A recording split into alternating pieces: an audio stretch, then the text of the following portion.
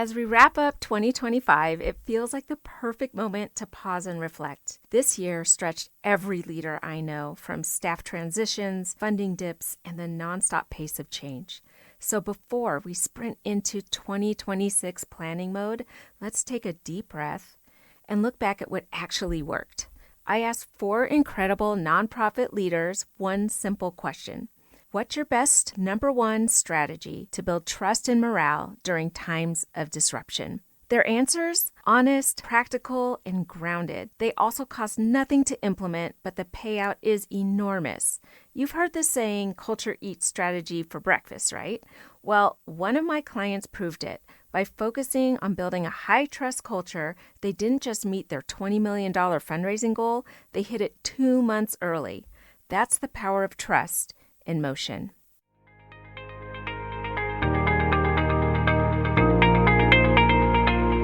Welcome to Nonprofit CEO Spark, the podcast for bold leaders ready to navigate growth and change with energy and confidence.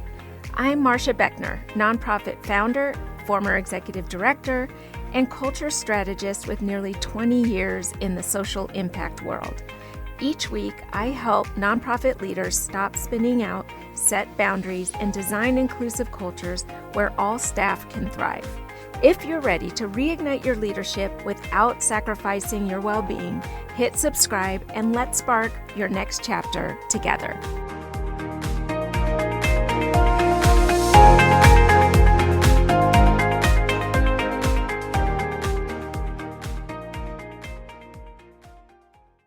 Now I'm excited to share the wisdom and insights from 4 leaders I personally know and admire. First up is Rachel, an executive director who's navigating her team's growth, change, and a capital campaign. She shared 2 powerful strategies. Number 1, model the behavior and expectations you want your staff to follow. She told me, if you want your staff to take time off, you have to take time off. If you expect them to unplug, you have to unplug too. You can't tell people one thing and do another. It just won't work. And she's right. Culture is caught, not taught. If you say you value work-life balance, but you're emailing at midnight, your team learns the opposite. If you must work at midnight, schedule your message to go out during business hours. And then her second strategy was follow-up, because listening alone isn't enough. Rachel said, anyone can listen, but not everyone follows up. You don't have to implement every suggestion, but close the loop. Say to your team member, I thought about your idea, and here's what we can do. The magic is always in the follow-up. After every conversation, ask yourself, did I close the loop? Do they know their opinion mattered? Next, I'll share what Krista said. She's an inspiring leader in the arts world. She's guided her team through big changes with empathy and steadiness. Her number 1 trust-building strategy: prioritize individual time with staff.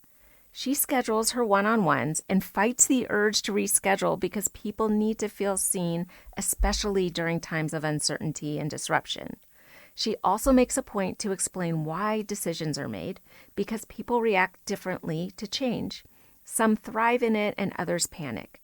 Clear communication is the bridge that keeps everyone moving together.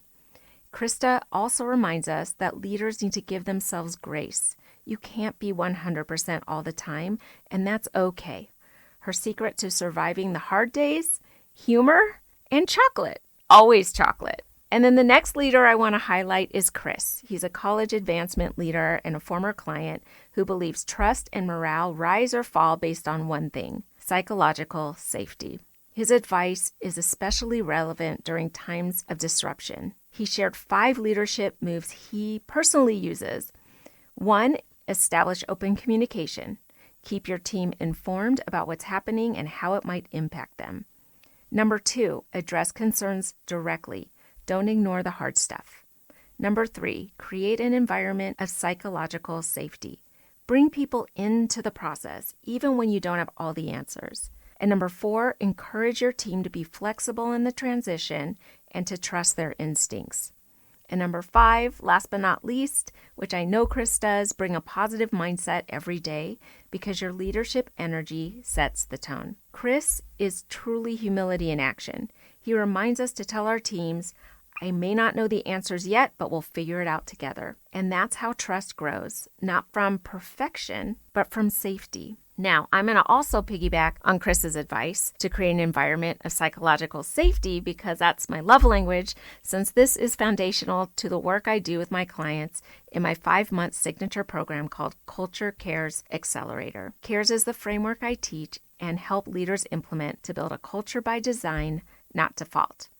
So let's define psychological safety in nonprofits. It is defined as the belief that one will not be punished or humiliated for speaking up with ideas, questions, concerns, or mistakes, and the team is safe for interpersonal risk-taking. This is the official definition by the person who basically discovered psychological safety or defined it clearly, Amy Edmondson. So let me give you a little bit more data about why psychological safety is important. 76% of employees with high psychological safety report higher engagement and performance. This is from Gallup. Another piece of data is teams with high psychological safety are 50% more productive and more innovative. That came from the Google Project Aristotle. Another piece of data is that organizations with strong safety see 27% lower turnover, and this is from SHRM. Chris knows that psychological safety isn't soft, it's strategic. And really important to know about psychological safety is also what it's not. So before we go further, let's clear up some common myths. Psychological safety is not about being nice, avoiding tension, or lowering your standards. In fact, it's not consensus. Your team doesn't have to agree with every decision. Psychological safety means they can question, debate, or offer a unique perspective without fear, and then align behind the final decision. Psychological safety is not about being soft or overly accommodating. It doesn't mean sugarcoating hard messages or pretending everything is fine. Healthy disagreement is welcome, and accountability still matters. And it's not about lowering standards. High-performing teams are psychologically safe because people are willing to admit mistakes, ask for help early, push for better solutions, and take smarter risks. Safety is what protects high standards. It doesn't replace them. So think of it this way. Psychological safety is not about comfort. It's about candor without fear. It's what allows people to tell the truth, challenge assumptions, and bring their best thinking forward. And finally, last but not least, we have Sarah, a client and patient advocate leader I admire so much. Less than a year into her new role, she successfully built a thriving culture rooted in collaboration and belonging. So her go-to strategy is simple and powerful: transparency plus togetherness. She told me, "I believe in addressing things directly and valuing all perspectives. Everyone on our team is a thought partner, and we prioritize being together because that's how relationships are built." We all know that trust doesn't grow over email. It grows in shared spaces, including virtual spaces, real conversations, brainstorming, laughter, and even the hard moments when we work through differences with care. When people feel seen and heard, they'll follow you through any storm. And she walks the walk. I know this because her entire staff highly respects her and rallies around her. So to recap, here are the trust moves that 4 of the most successful leaders I personally know swear by. Rachel said, model the behaviors you want to see and follow up. Krista said, prioritize one-on-one time with staff and give yourself grace. Chris said to foster psychological safety, transparency, and optimism. And Sarah said, build trust through togetherness and value every voice. These are different leaders with the same big heart. Trust isn't built through grand gestures. It's not expensive to build. It's built through consistent human micro moments. Now, here's your spark plug shift for the week. Pick one trust-building habit and make it visible. Maybe it's blocking your calendar for your vacation. Maybe it's sending a thoughtful follow-up after a tough conversation. Or maybe it's simply walking into your next meeting with calm confidence and saying, I don't have all the answers, so let's figure this out together.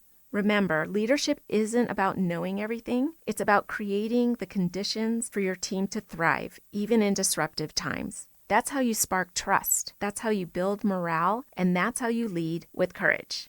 And oh yeah, as Krista would say, remember to bring the chocolate.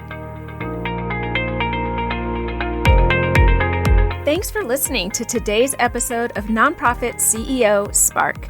If you're ready to turn burnout into boundaries, and build a healthy, happy culture where everyone, including you, can thrive. Visit culturecares.com to learn how I support nonprofit organizations like yours. If this episode brought you value, share it with a fellow leader navigating stress and overwhelm. And remember, you are meant for great things, and you don't have to burn out to prove it.